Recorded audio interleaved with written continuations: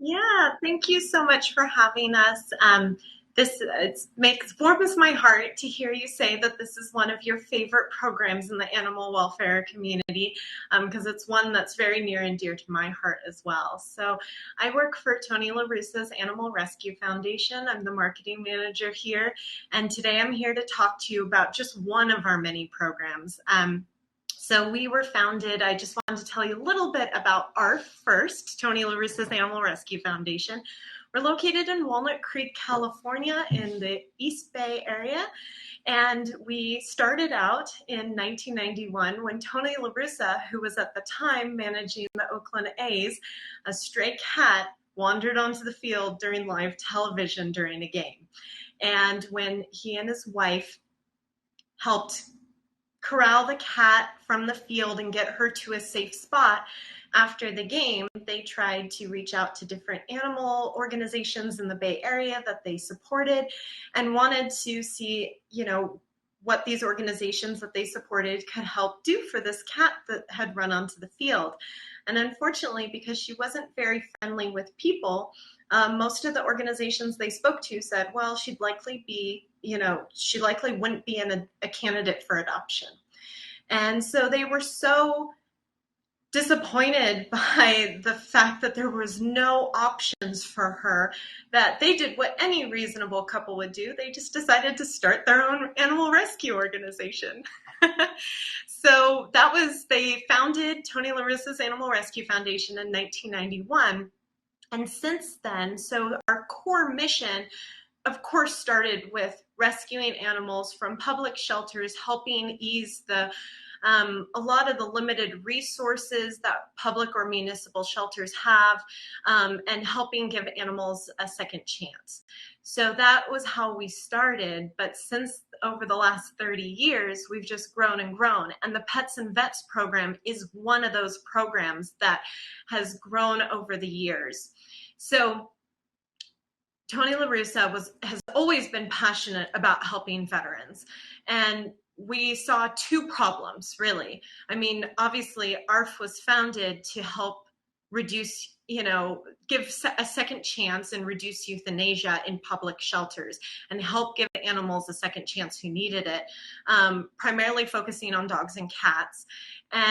But then we also saw this other side and how much animals help us. And there's such a strong connection between us and our companions. And oftentimes people say that they give us just as much as we've given them for rescues. And so we created this dual mission of people rescuing animals, animals rescuing people. And one of the programs that we really wanted to focus on was helping veterans. So in 2011, the Pets and Vets program started very humble. We just wanted to make that love connection between veterans and animals, and really help them have that benefit of having a companion and that unconditional love that animals give us.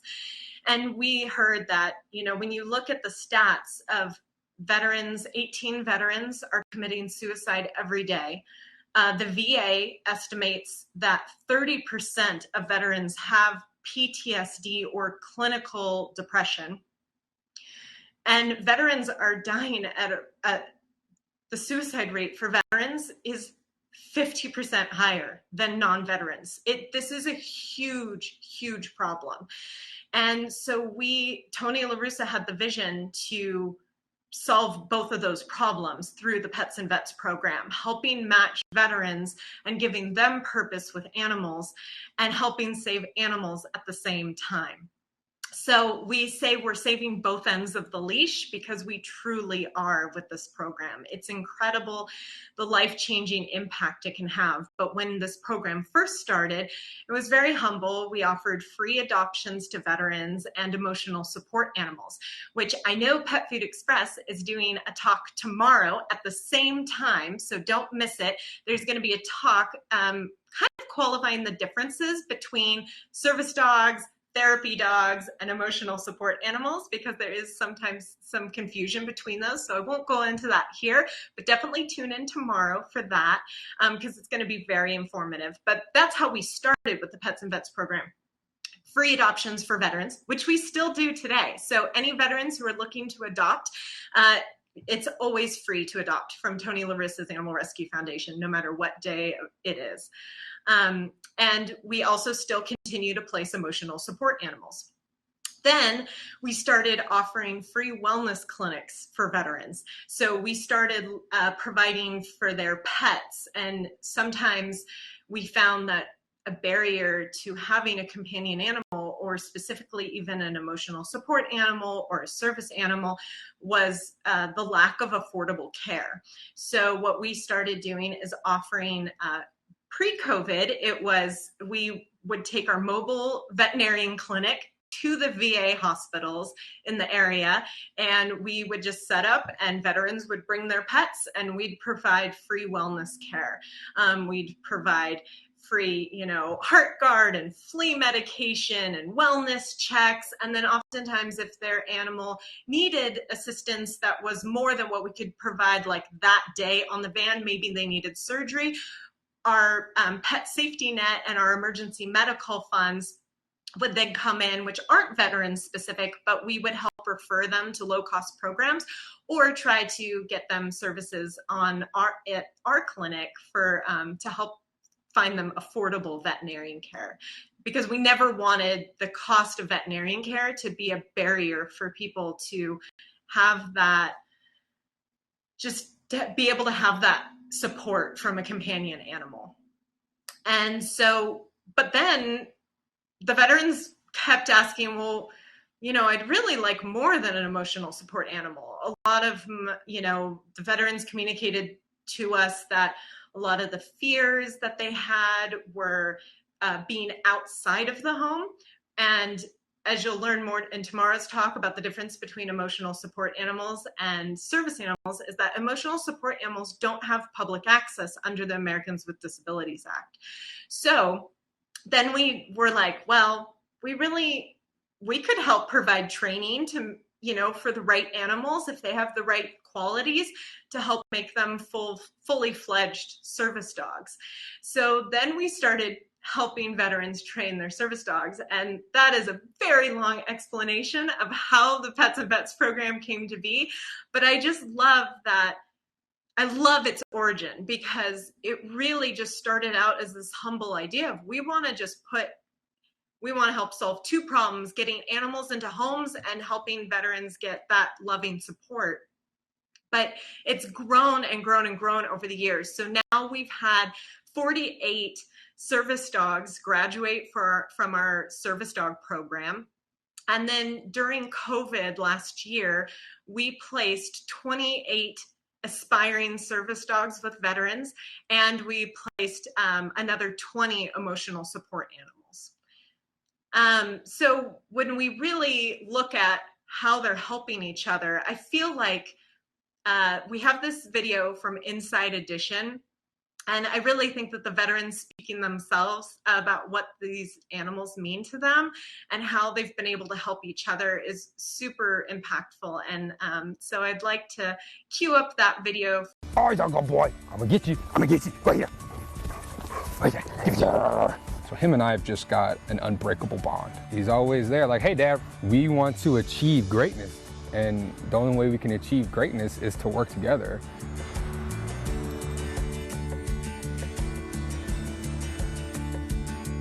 My name's Danny. I'm the training coordinator for the Veterans Program at Tony LaRussa's Animal Rescue Foundation. Down. And then I guide. What I do here is I train veterans to train their dogs to be service animals. I got into training like this because I trained my dog to be my service dog. The bottom line is that we're pairing veterans with shelter dogs. The veterans, for the most part, when they first get here, barely leave the house, feel a lack of purpose in their lives, having left the military, and sort of like, what do I do now? And so one of the huge benefits is that they have a place to come to, they have a purpose. The same way we bond in the military is how these dogs bond to their people, is through the rigors of life together. Go get it. Oh, he's a good boy. So it's Maximus. He's 3 years old. I've had him for almost 2 years now. Gosh, I love the dog. Give me. I was struggling with PTSD and depression, some things of that nature. It really wasn't going anywhere, wasn't doing anything, was just kind of existing instead of living. Man, Max came along and it was just like an instant, it was like an instant change. From the moment you join the military, you're paired with a battle buddy. You're not allowed to go anywhere by yourself because it's dangerous. And the moment you become a civilian, you try and get your buddies to go to the store with you, and they're like, why do you need me to go to the store with you? The dogs are selected so that they could cause the least amount of stress on a person that already regularly feels stressed just from their day-to-day. This is Lady. She's about 5.5 years old. Lady's helped me get out of my shell by just being this cute, adorable dog. People, once they see her, they smile, and their smile makes me smile. Some of the most substantial growth I've seen in veterans is people with agoraphobia, fear of the outside world, just being out and about. Before I got Lady, if I was extremely depressed, sometimes I wouldn't get out of bed.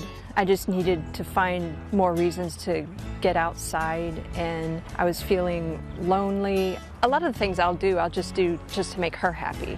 Just seeing her happy makes me feel happy. The dogs needing to be just walked every day get them out and about, and before they know it, they're starting to socialize because people are coming up and talking to them.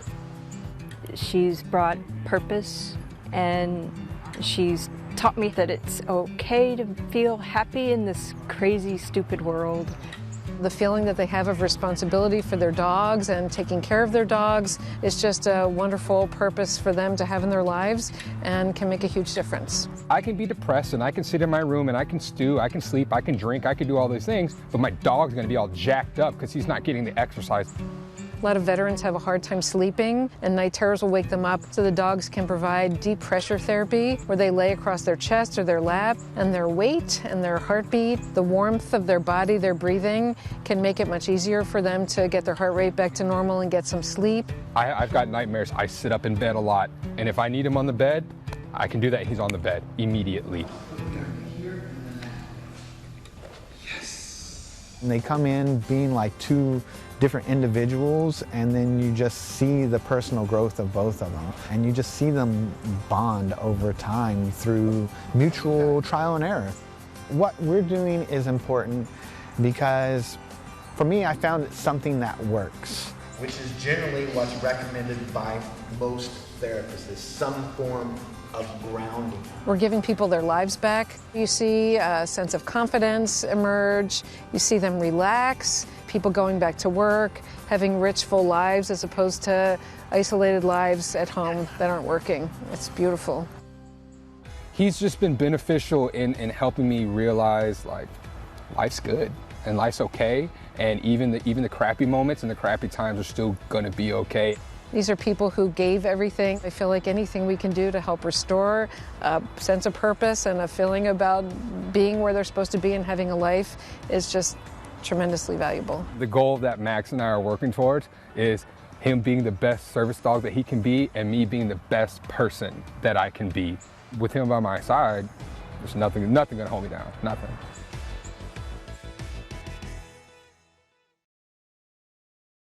Well, thank you, everyone. I hope you got to see all of that clip because it just makes my heart so happy to see what a difference these dogs are making and also what a difference these veterans are making for these rescue dogs.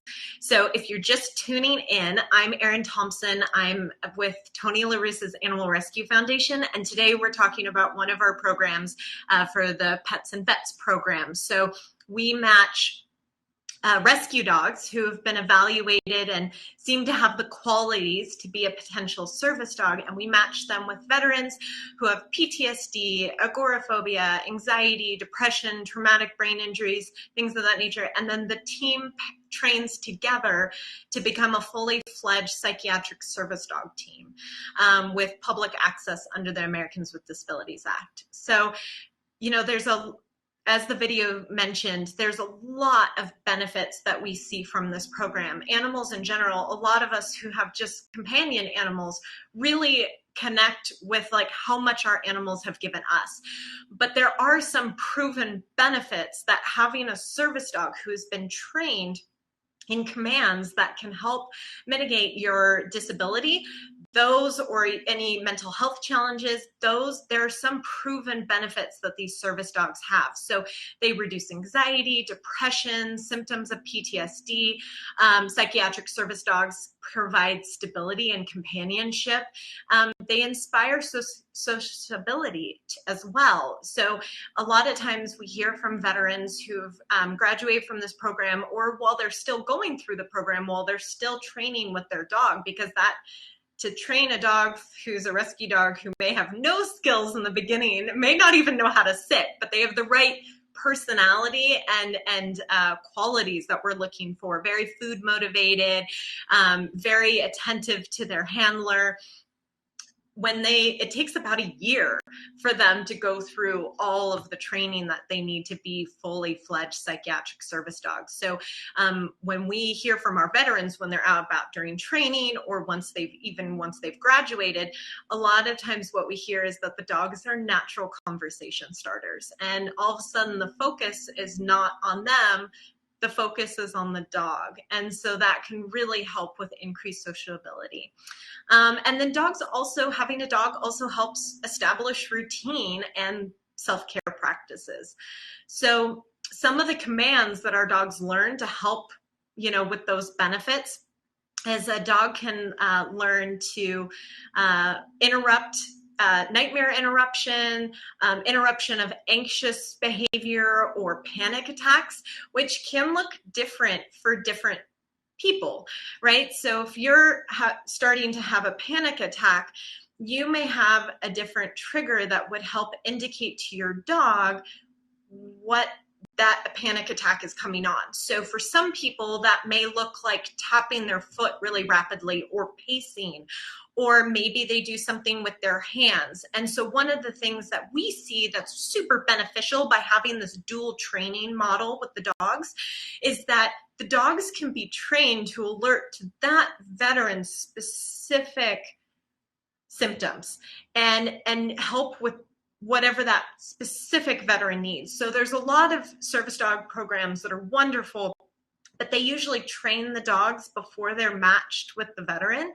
And we really feel passionate about our dual training model, just because the dogs and the veterans get so much out of it. And being able to train the dog to specific needs is really helpful.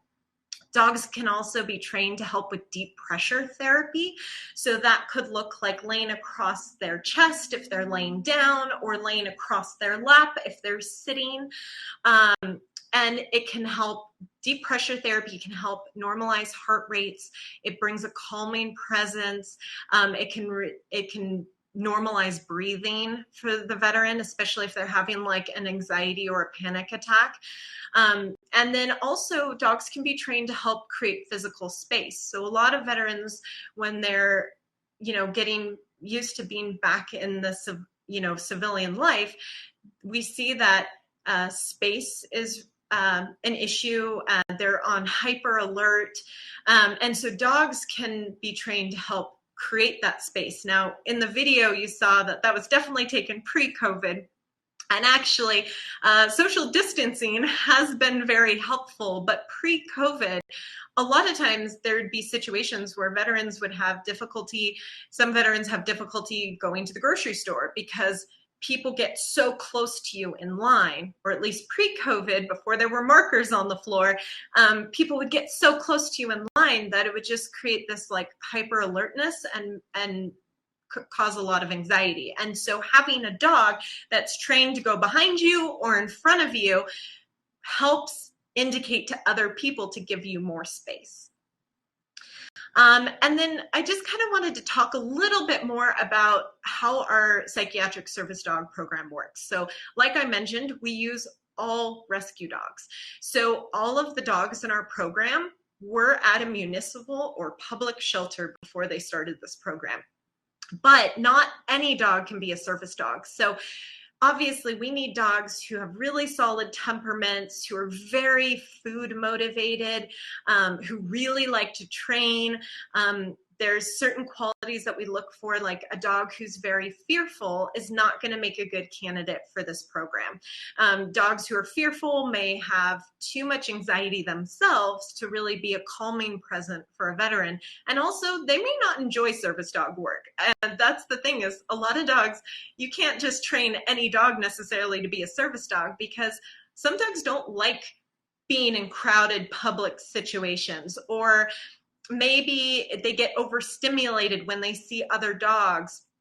So there's certain dogs that have the right temperament and qualities we're looking for. And when our professional trainer identifies those dogs in shelters, we actually place them in a foster home for a couple of weeks to kind of help them decompress and also further evaluate them. Once they've been determined to have the qualities that we need for an aspiring service dog, then we match them with a veteran. And the veteran and the dog train together for, usually it's approximately a year.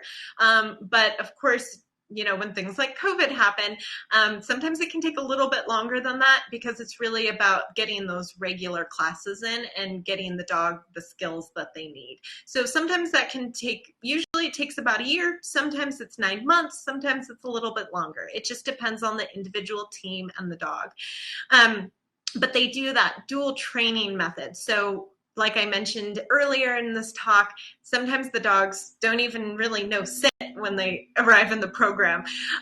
So we start with basic manners, then we graduate to the AKC Canine Good Citizen test, and then we train service skills on the dogs.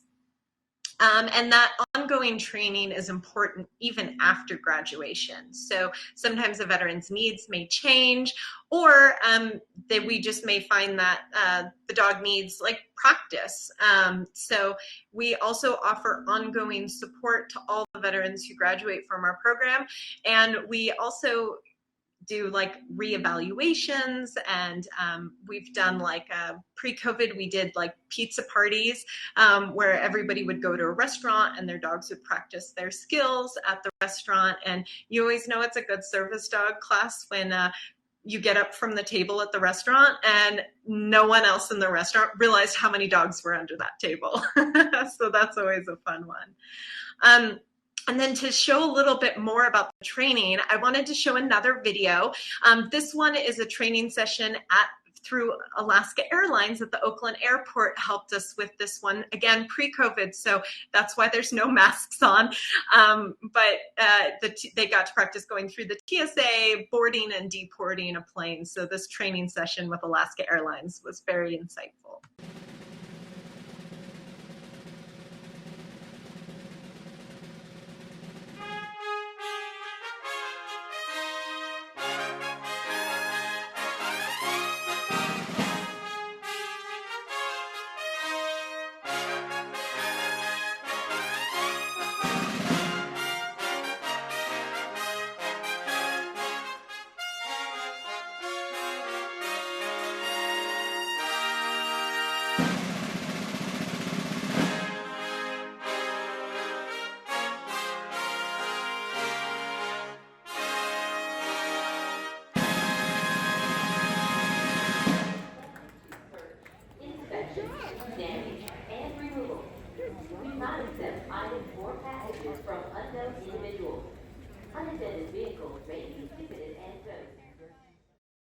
So that was one of our training sessions with Alaska Airlines, so that the veterans and their service dogs could get practice going on planes, going through TSA. That was just a video of the Tony La Russa's Animal Rescue Foundation's Pets and Vets program. That was a group of our psychiatric service dogs training with their veterans to go through TSA and board and deboard planes. So that was a really fun training exercise. That is part of our training program, is going through different public scenarios like the grocery store or the pet store, or even in this case, going to the Oakland airport to practice. So one of the things that we're very excited about this year is we have opened our new Pets and Vets Training Center. And as this program grew and grew over the many years that it's been in existence, we knew we needed more space. And not just more space, but also dedicated space for our veterans. So a lot of our veterans that join the program, they have difficulty coming through our adoption center just because there's pre-COVID, before we were doing adoptions by appointments, sometimes there would be lots of people in the lobby. And if you're a veteran who is hyper aware and hyper alert, that can sometimes cause some anxiety for those participants in our program. So we really wanted a dedicated space for our veterans where they could get together with other veterans who are going through similar things and really connect through this training program with their service dogs. So after 2 years of construction, we just completed our brand new national headquarters for the Tony La Russa's Animal Rescue Foundation's Pets and Vets program. It's a 7,800 square feet building that is located in Walnut Creek, California at ARF's campus. And we have a video to kind of just show you what the last 2 years during COVID have looked like during this construction project. A little time-lapse video.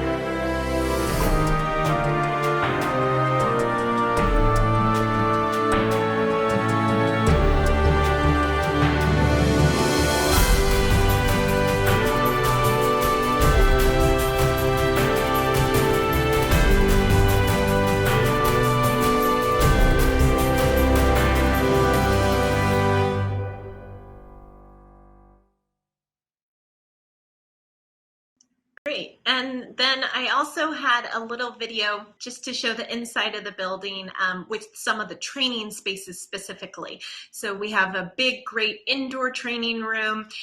We have a training room that's mocked up to look like a house environment so that they can practice real world skills that they would at home. And then also our outdoor training fields in our little building tour.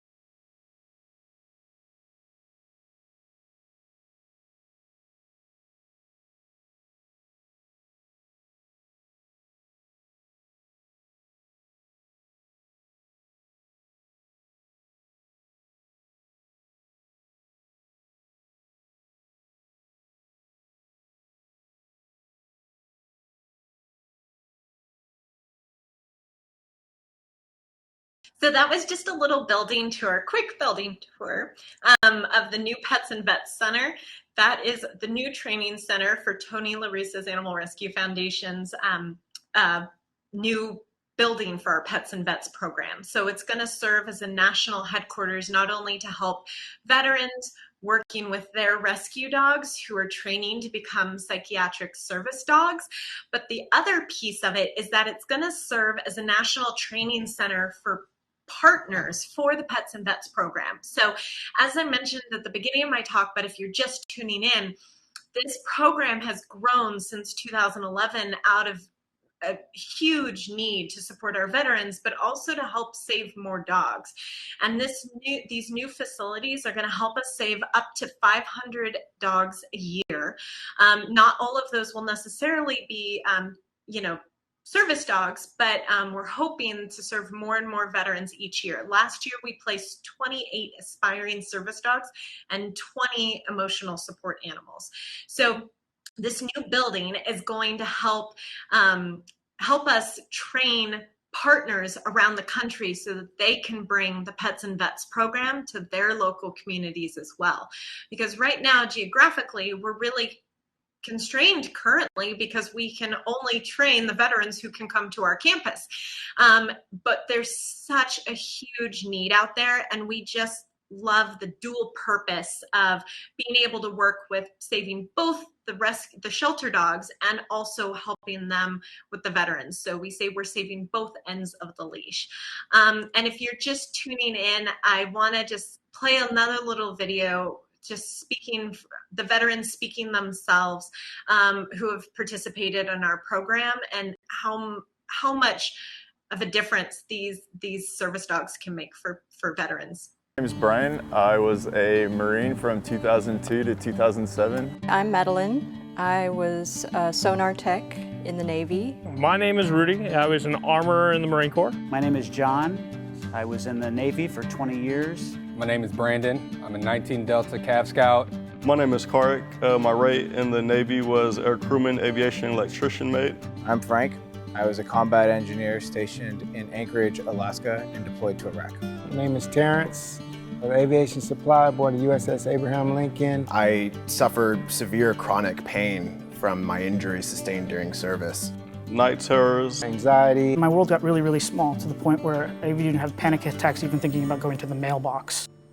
My dog is Chili, who I got about 2 years ago, and she has absolutely changed the quality of my life in countless ways. It's invaluable what she has done for me. It's changed my life and brought me back to me. This is my best friend.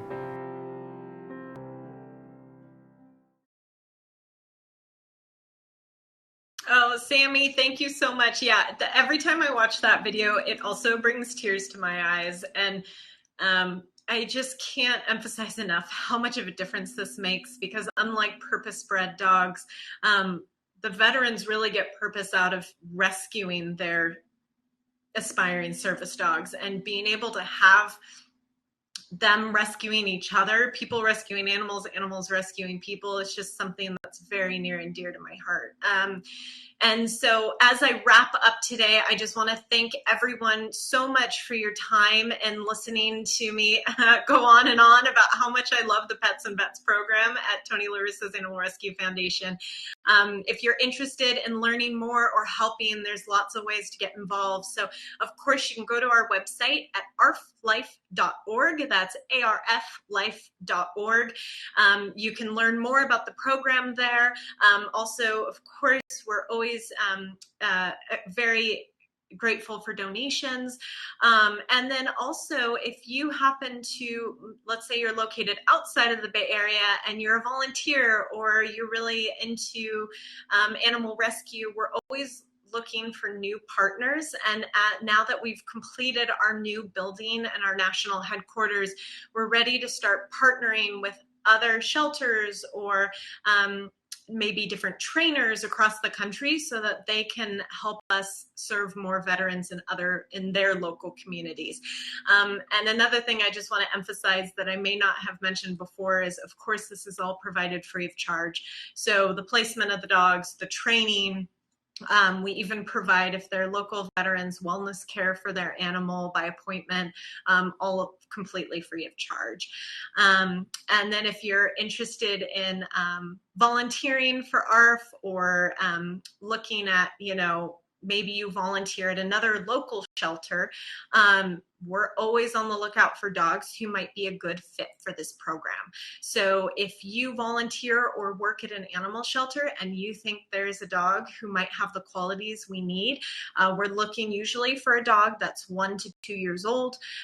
Again, like I mentioned earlier in the talk, we're looking for dogs with really solid temperaments. They don't necessarily have to be well trained, because the veteran will work with the dog to put on basic manners like sit, stay, all those good things, as well as going through the AKC Canine Good Citizen test and then on to doing service work. But if the dog has a really good temperament, that's what we're looking for.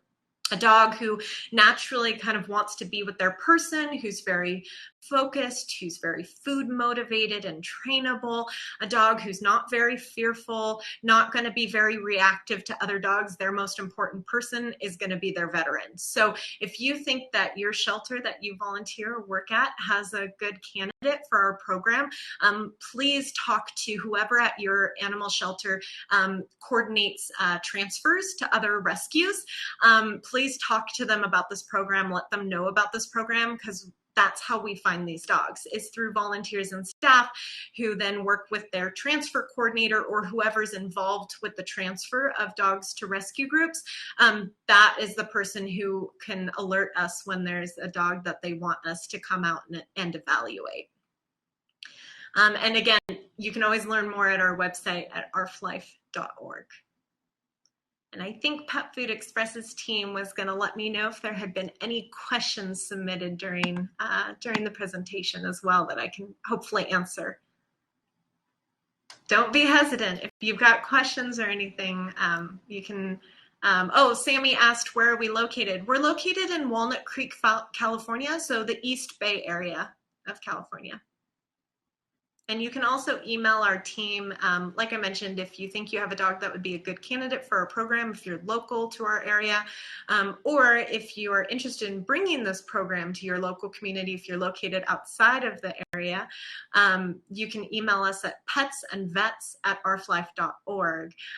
Someone asked, how many veterans have we helped? So just last year, we placed 28 aspiring service dogs who are still in training and 20 emotional support animals. Previously, we have placed 48 dogs who've graduated as service dogs, but I honestly don't even have all the numbers of the free adoptions we've provided. I know that last year we also saw 167 pets that were the companions of veterans and provided them with free veterinarian care. And then also there's a bunch of emotional support animals that we've placed over the years, but I don't have that specific number off the top of my head, but 48 graduates of the program, 28 currently training aspiring service dogs, and then, like I mentioned, hundreds and hundreds of pets of veterans that we've provided free veterinarian care for. Oh, what's the greatest need for our program at this time? Well, I think honestly, we're looking for connections so that we can connect with other organizations across the country who might be able to bring this program. We provide the training, we provide the resources on how to bring this program to their local communities. And also, of course, we're always so grateful for donations. Donations can be made at arflife.org/donate. Oh, do certain breeds make a better fit for your program? I love that question. So we have found that most of the dogs we find that are a good fit for our program tend to be the shepherd mixes or the pit bull mixes. Those are the majority of the dogs we've placed, but we have we are the most fun graduation ceremony of any service dog program you'll ever see, because we have the widest variety of dogs. We've had Huskies graduate from the program. We do have a couple of small dogs. We've had lab type dogs, chocolate labs, yellow labs that look like they were from a purpose-bred service dog organization, and we have them all mixed in with all the bully breeds and the big-headed, pit bulls or shepherds. But most of the dogs we place are usually shepherd mixes or pit bull type mixes. So those like blocky-headed dogs. Oh, give us an idea of what it costs to provide training for a year. Honestly, Amanda, it's such a great question, but I don't have that off the top of my head. I know that other service dog programs usually estimate that their dogs cost about $25,000 to $50,000. But those are usually programs where they've purposely bred the dogs. Since we're working with rescue dogs, our costs are a little bit lower, but we are providing that ongoing training for solidly for about a year, weekly classes usually. And then even after graduation, we're providing ongoing support. But Amanda, that's a great question. If you email us or email me directly at ethompson, so it's just my first initial last name, ethompson@arflife.org, and I'll put that in the chat as well. I'd be more than happy to look into that cost for you and get back to you. Our development team is probably kicking me right now that I don't know that number off the top of my head. Sammy asked a great question. Does it always have to be dogs that the veterans get paired with? So under the Americans with Disabilities Act, only dogs can be fully certified service dogs. So as in they can have public access. So most of the animals that we place are dogs, because most of the veterans that come to us are looking for a match with a dog that can become a fully fledged service dog that would then be able to go into public spaces with them. So since the Americans with Disabilities Act says it's only dogs now, they changed that many, many years ago.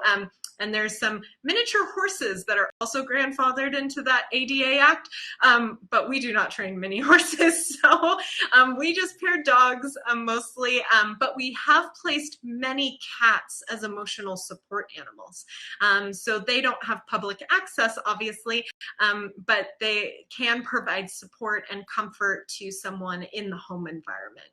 Yay for vets and kitties. Yes, definitely. We love cats. Like I mentioned at the beginning of this talk, we were founded because of a cat that ran onto a stray field when Tony LaRusso was managing the Oakland A's. So we love cats very much. But Americans with Disabilities Act says they're not allowed in public as service animals.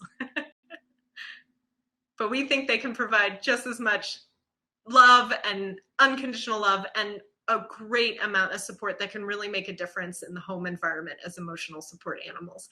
And we always provide free adoptions to veterans at Tony LaRusso's Animal Rescue Foundation. So if anyone's interested and you're a veteran, you can adopt for free from us anytime.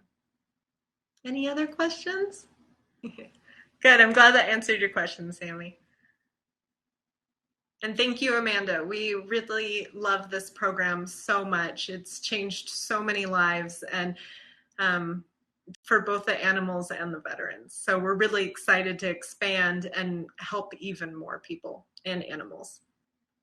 Well, it looks like that's it for questions. Thank you again so much for all of your time today, for everyone who tuned in to hear about the Pets and Vets program. I really hope you'll visit our website at arflife.org to learn more.